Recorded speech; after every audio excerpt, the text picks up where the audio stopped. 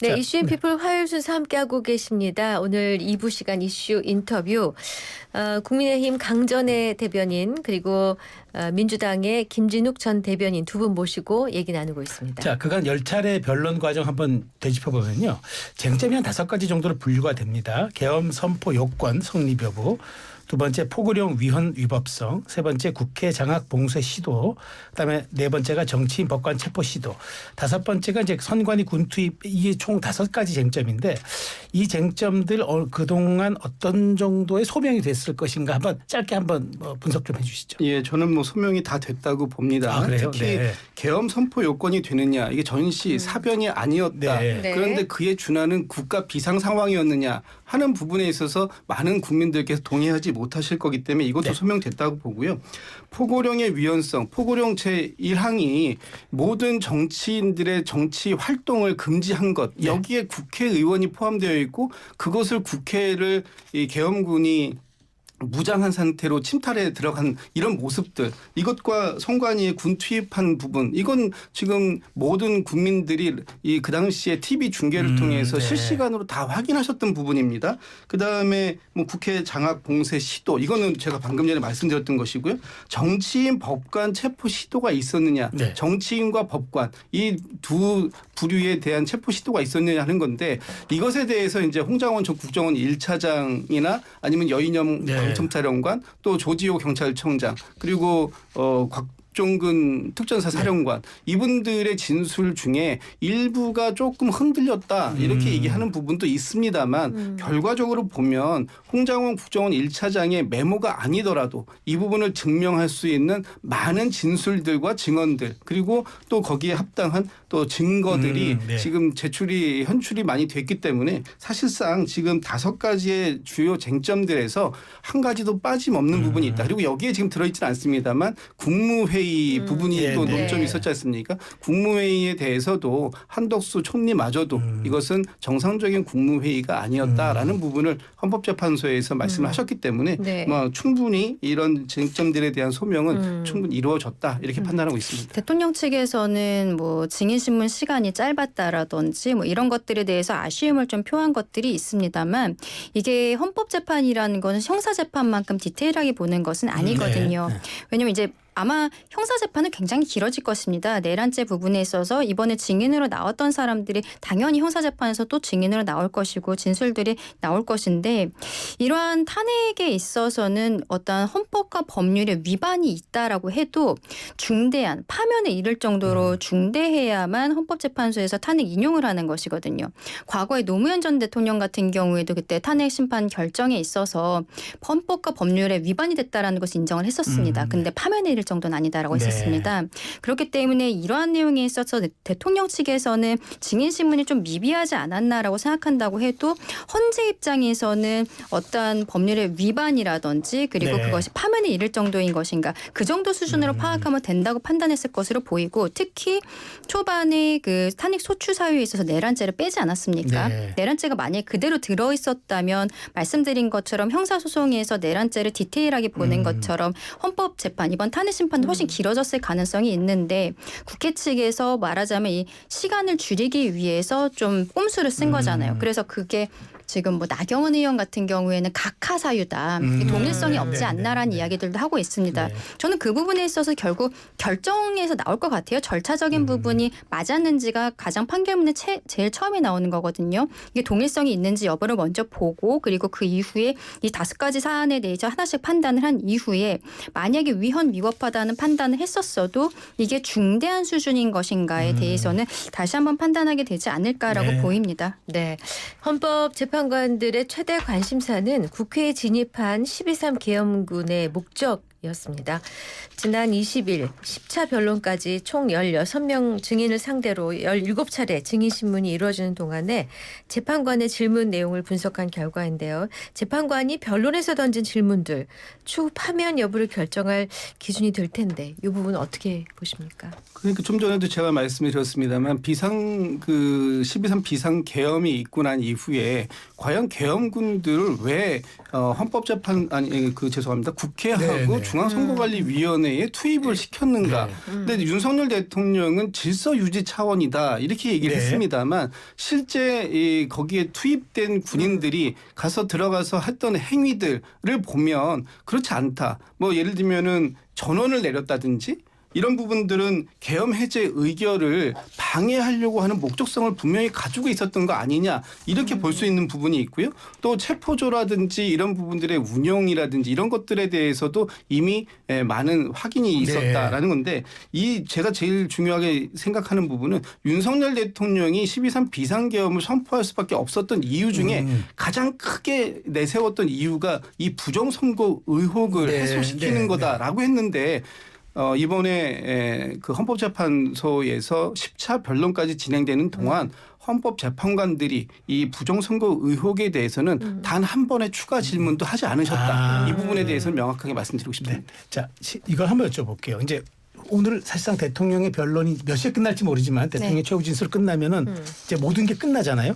그럼 앞으로 절차는 어떻게 이제 선고만 남은 것인데 네. 앞서 말씀드린 것처럼 선관위 서버 검증 신청에 대해서 대통령 변호인 측에서 통촉하여 달라라고 하면서 강하게 어필을 네. 하고 있기 때문에 헌재에서 그것을 만약에 받아주게 된다면 그 검증 결과가 올 때까지 선고기를 기다려줄 수 있습니다. 근데 만약에 그렇지 않다면 오늘 이제 선관위 서버 검증 신청에 대해서 기각합니다. 여기서 최종으로 끝내겠습니다라고 이야기를 하게 되면은 오늘 이제 결심을 했기 때문에 남은 건 선고뿐이거든요. 네. 그러면 선고기일을 지정할 것인가 아니면 지금 다른 사건들 한덕수 권한대행이라든지 그 당시 권한대행에 대한 탄핵심판 사건이라든지 어제 그 검사 3명에 대한 탄핵심판 사건이라든지 결정을 다 추정 그러니까 나중에 알려주겠다라고 하고 있어요. 그렇게 네. 할 가능성들도 있는 것이죠.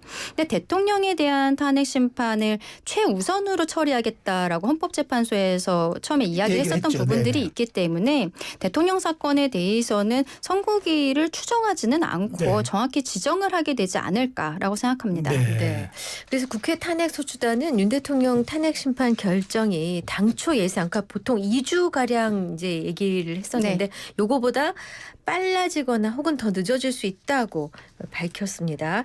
윤 대통령 탄핵심판 외에 아까 지금 얘기하신 그런 다른 심판이 계류되어 있는 상황이라 그렇다고 보는 건데 어떻게 전망하십니까? 글쎄 저는 뭐 일단은 윤석열 대통령 탄핵 심판에 대해서 최우선적으로 선고를 할 것이다라고 보이고요. 지금 헌법재판소의 가장 큰 역할은 헌정 질서가 중단되지 않게 빠르게 회복될 수 있는 그런 걸 가장 최우선으로 해야 되는 것이고 지금의 윤석열 대통령의 이 직무가 정지되어 있는 이 상황 이것의 해소가 다른 무엇보다 가장 시급한 부분이다라고 생각됩니다. 어차피 오늘 최종적인 변론이 있고 나면 아마 헌법재판관들의 평의가 있게 될 텐데요. 그 평의에서도 이런 부분들이 가장 우선적으로 논의가 되지 않겠는가라는 생각합니다. 알겠습니다. 자, 공수처 논란 한번 짚어볼게요. 그 공수처와 관련된 논란이 계속되고 있는데 이 국민의힘에서는 어제 20명의 의원들이 공수처를 항의 방문해서 오동훈 처장의 이제 사퇴를 요구했고 또 공수처를 해체해야 한다 이렇게 주장하고 있습니다. 이 국민의힘에서 이렇게 강하게 압박하는 거 어떻게 보세요? 그러니까 지금 공수처에서 제대로 해명을 못하고 있는 것이죠. 그동안에는 대통령에 대해서 왜 원칙인 서울중앙지법이 아닌 서부지방법원으로 체포영장을 청구했는가 그 이야기들을 했을 때 영장 쇼핑이 아니냐라는 의혹들에 대해서 그게 아니라 공수처법에 있어서의 원칙적으로는 서울중앙지법이 맞지만 주소지 관할인 그 서울 서부지법에도 할 수 있기 때문이다라고 이야기를 했던 것입니다.